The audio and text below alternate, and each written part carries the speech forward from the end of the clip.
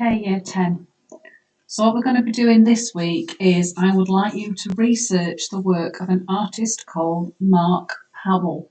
We've done research sheets before, so I'd like you to take into account any feedback I've given you on previous research sheets. So Mark Powell is a local artist born in Leeds, 1980, went to Huddersfield University. Apparently it was an accident that he went there, but that might be something you can find out when you do your research.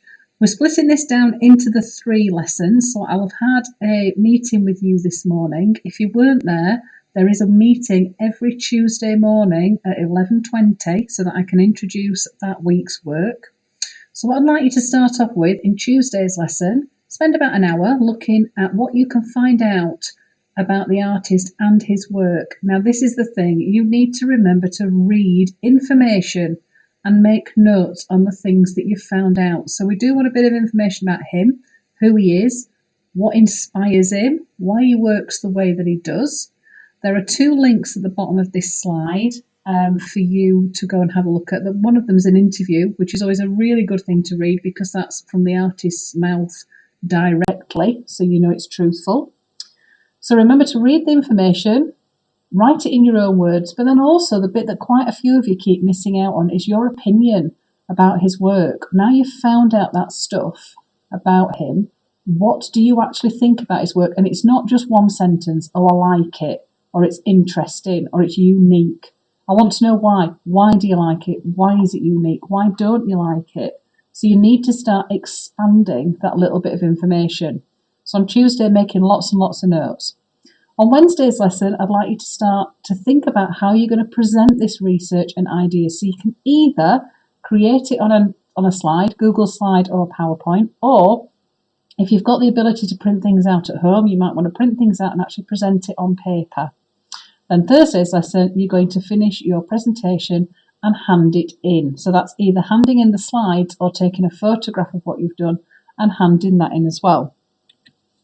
I've added some examples of actual research pages on Mark Powell that previous students have done. They're all slightly different and people have taken a slightly different twist on it.